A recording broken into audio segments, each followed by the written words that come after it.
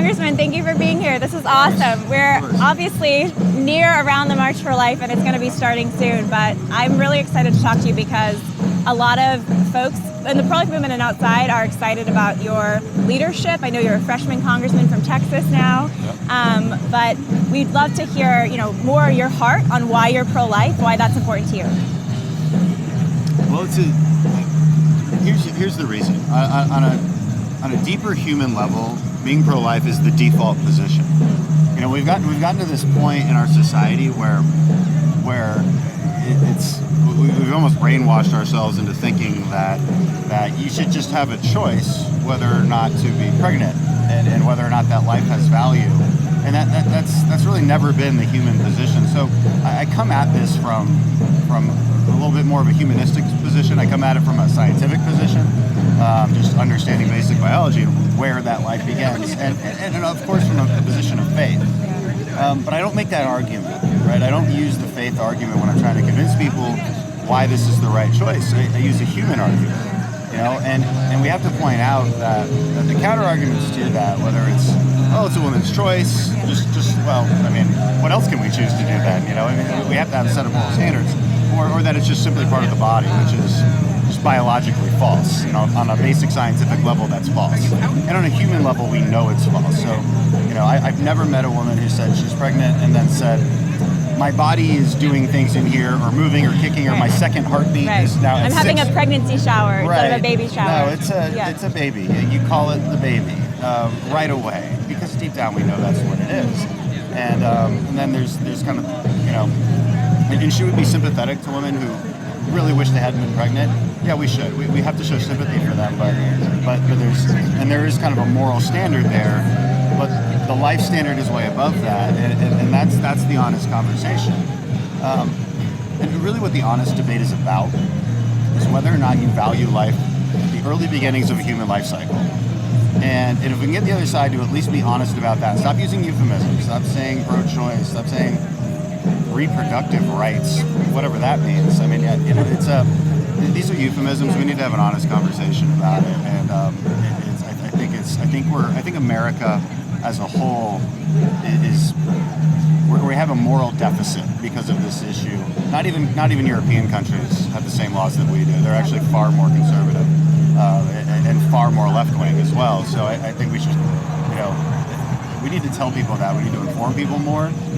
We need to make the arguments a little bit better and help people understand where we're coming from. Yeah, amen. We're one of the most extreme countries in the world on abortion. Yeah, it is. And lying to people, women are lied to, people are lied to what the truth even is. So right, they're convinced from an early age that this is nothing more than a choice or a cluster of cells, and well, we're all clusters of cells. But you're a bigger one than me, but yeah. I think we have value. Yeah. And that's really the question: does this cluster of cells has value or not? And if it has the potential to be alive, and especially if it has a heartbeat. Yeah. I've heard a heartbeat at 6 weeks. Yeah.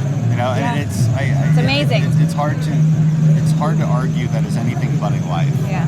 And we've got to think about this from a standpoint of reason and science and just humanism, and I think we're on the right side of this issue. Yeah, it's awesome. And you're a war hero. I mean, you've served our country, you've taken hits for our country, and you've served, so you know the value of a life.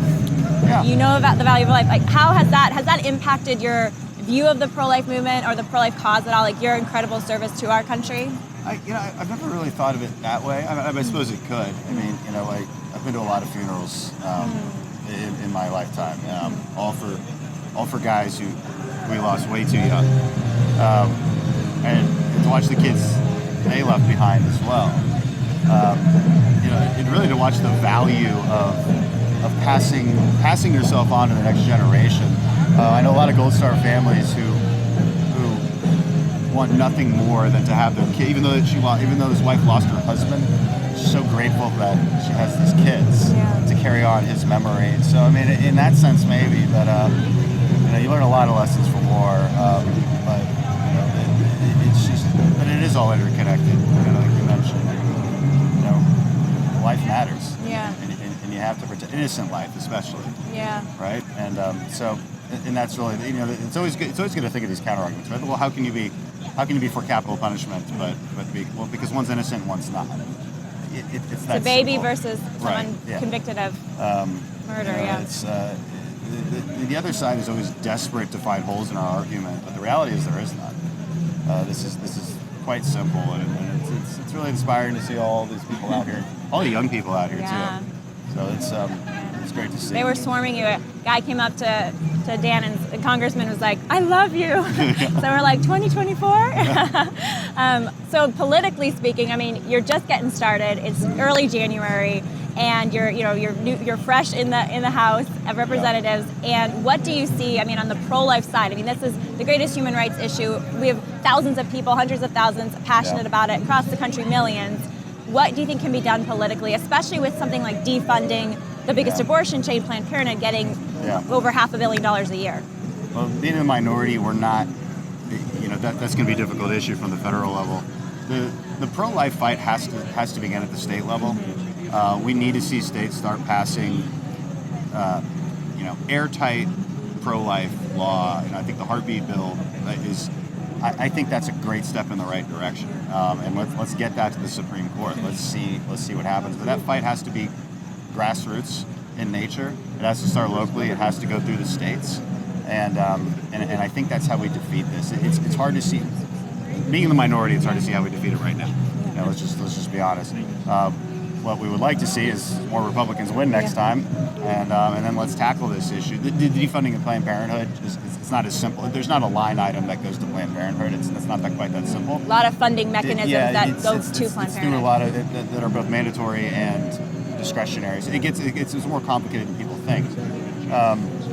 But it has to start at the state level because we want to tackle the issue head on, and something like a heartbeat bill. How can you be against? Or how can you be for ending the life of something with a heartbeat?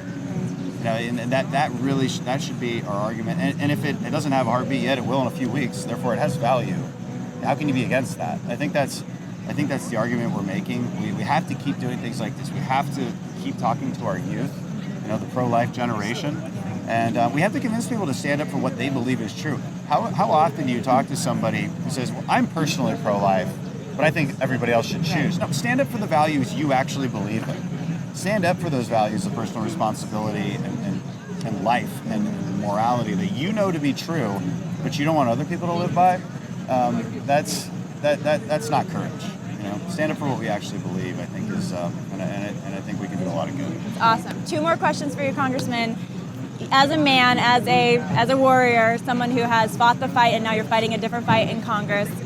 What's your message to men? Because I think often in the movement, the pro-life movement, and the child, work for the child, the woman, it's like, well, I'm a man, so where's my role? Right. It's kind of exactly what I was just saying.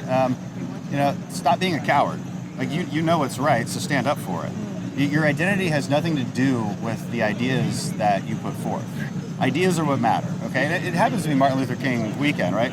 So, what did he say? He says, the content of your character matters. It's not the color of your skin. It's not your identity. It's not your gender.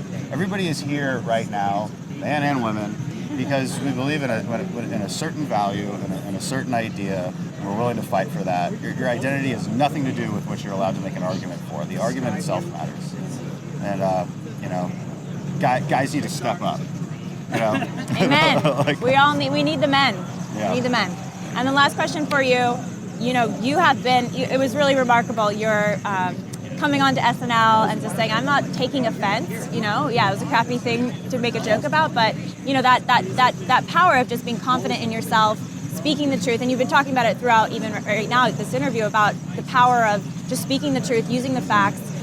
Right now it's a culture battle, it's trying to win hearts and minds. What have you found, and what do you think for all the people here who are going back to their communities, going back to try to share the pro-life message? What are some of the best ways to share the pro-life message, to reach across the aisle, to try to get people who don't see as we see to see the truth about abortion?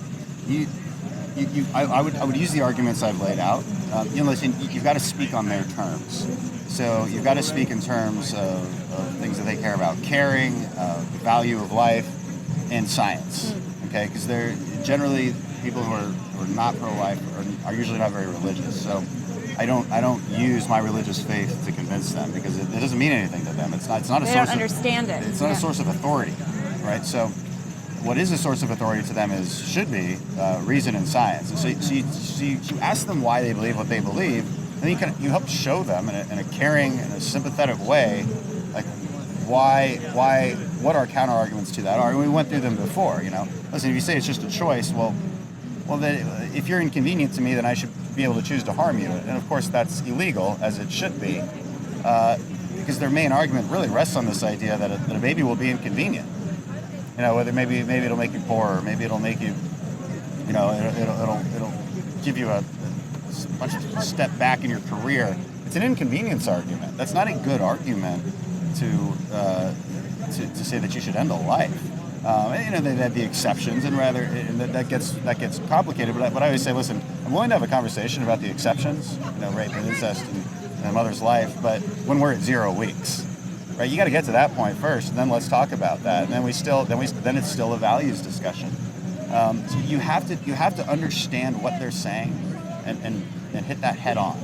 But speaking on their terms, if that makes sense. So awesome. Well, Congressman, thank you. We're cheering for you and your leadership in the House, and we look forward to seeing what you can do on behalf of life. And thank you for what you've already done on behalf of all of our lives, serving our country. Thank you so much.